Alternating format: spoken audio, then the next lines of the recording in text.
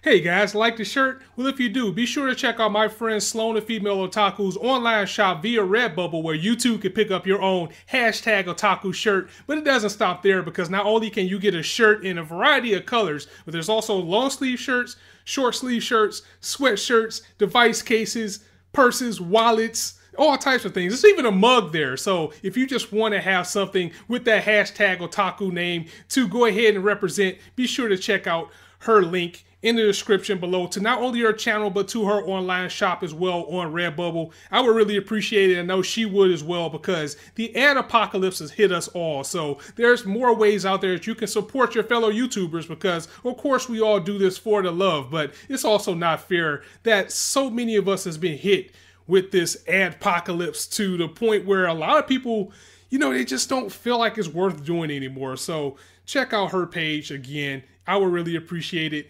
And now on to the review.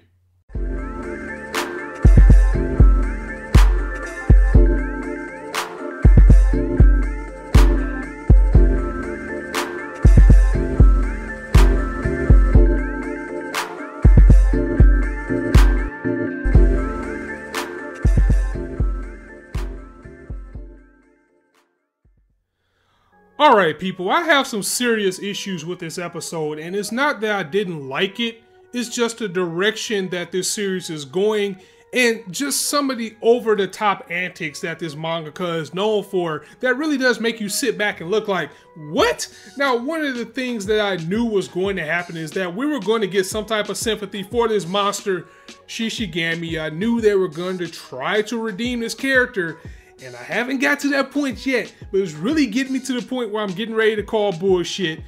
But the thing that kind of irritated me about this episode was just the naiveness of this girl, Shion, or Shishion, or whatever her name is. How she was just like, oh, Shishigami, come with me. Let me harbor you, you fugitive, because she doesn't believe this guy's done it.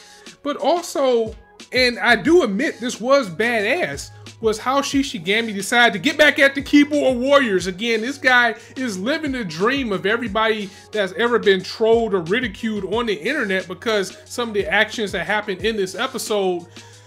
He started taking out revenge, and he's taking out revenge on everybody. Everybody's getting the bang bang. But now it's to the point where he can actually kill people through a monitor or a cell phone screen.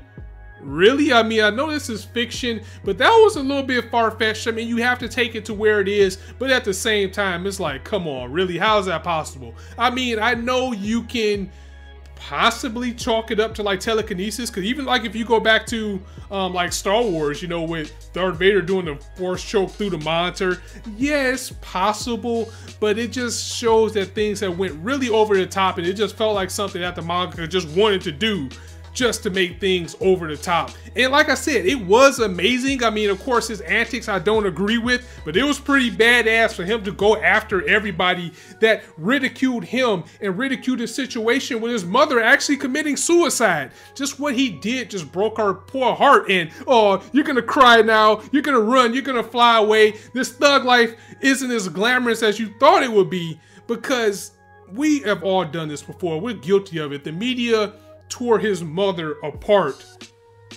for this killing spree that Shishigami's went on. I mean, the word is out. His face is everywhere on the news. He has been exposed, and he had like at least 15 people killed under his belt at this point in the series.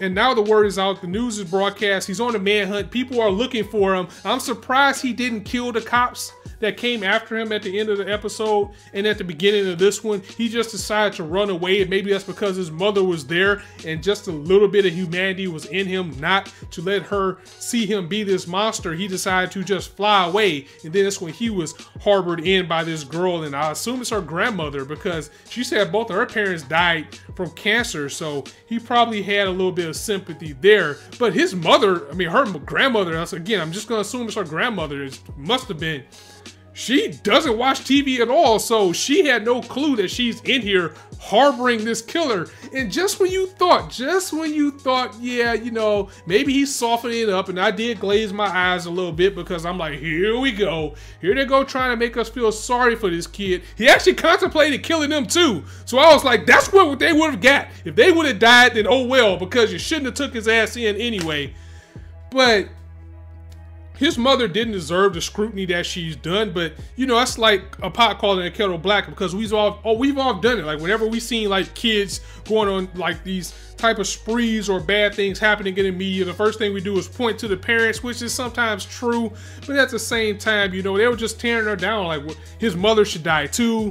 Where's his mother? It's her fault that she's like this. What type of parenting that this kid has, because his entire life was on display on the news right now. I mean, they were talking about how his family was broken up and like how he was kids. He's been killing animals ever since. His whole life is just out there in the open, and what he's done just tore his poor mother apart. And we saw when she was seeing about what was going on about the serial killer in the news, she was not for it. She was like, this type of person needs to be judged. And I just didn't hope it didn't come to that, but she was really torn apart, and her poor heart, her poor no longer cancer-ridden body just couldn't take it anymore. She killed herself, and it just set Shishigami off after finding out that she died from the news, because everybody just started to attack her, and he stepped his game up. Not only was he banging now, he straight up got the machine gun out on the media as he went to his father's house. Now, he spared his father, but he killed the media around. He was like, Brad. I mean,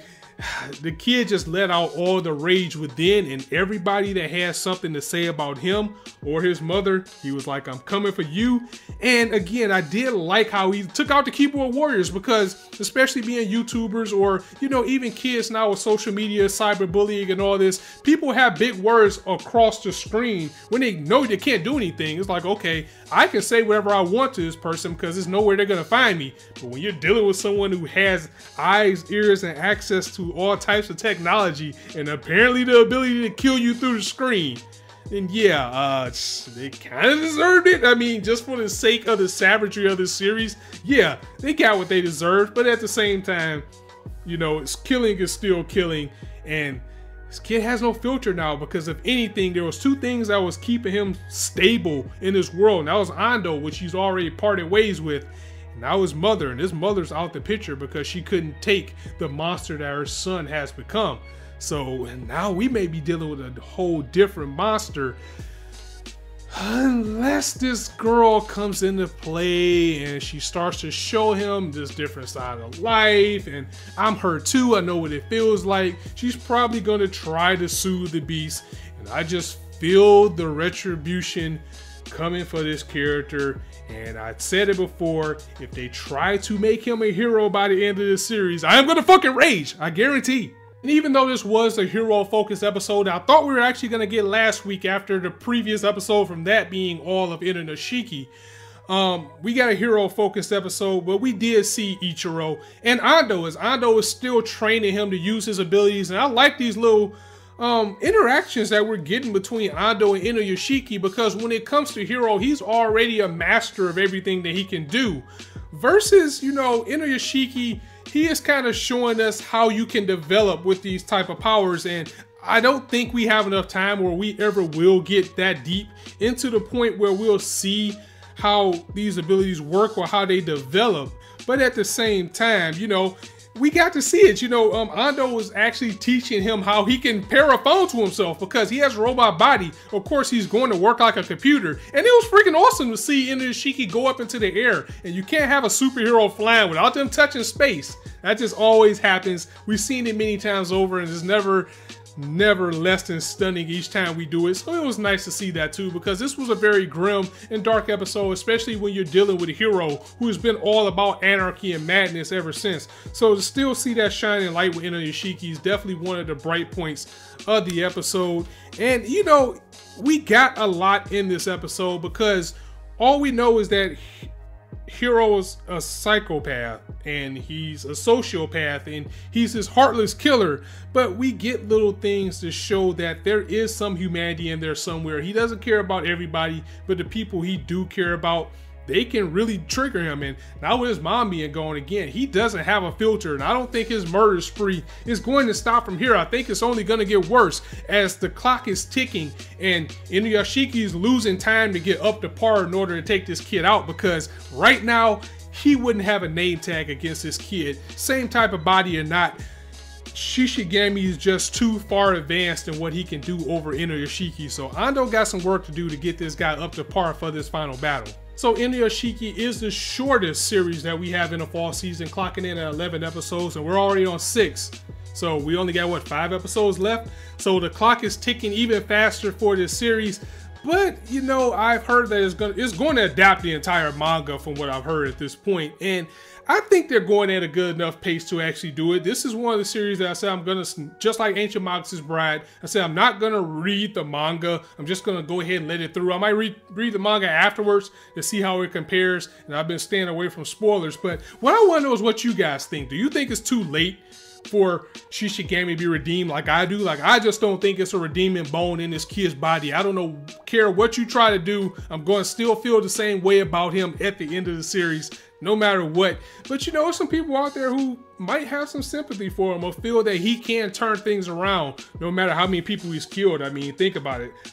Many people love Vegeta and Dragon Ball, for example, but think about what he did before he became a hero. So, you know, there's that too. You can't completely put all the hate on him, but by this being in such a realistic setting and us seeing that this kid was just a straight up remorseless killer, it's just going to be hard to do. So I'm going to go ahead and get up out of here, guys. And before I go, just like I said at the top of the video, if you like this hashtag Otaku shirt, you want to pick up one for yourself, be sure to check out the link in my description below for Sloan the Female Otaku's online store where you can pick one up too. Show her some support and stop by her channel as well. Let her know Scott sent you. And I'm going to go ahead and get up out of here. So guys, if you like this video, go ahead and drop it a like. If you want to hear more, go ahead and hit that subscribe button as there's not shortage of content for you to indulge on this channel. As I always say, you guys can be anywhere on YouTube right now, but you chose to listen to me.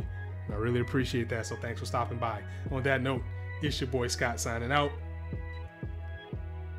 See you soon.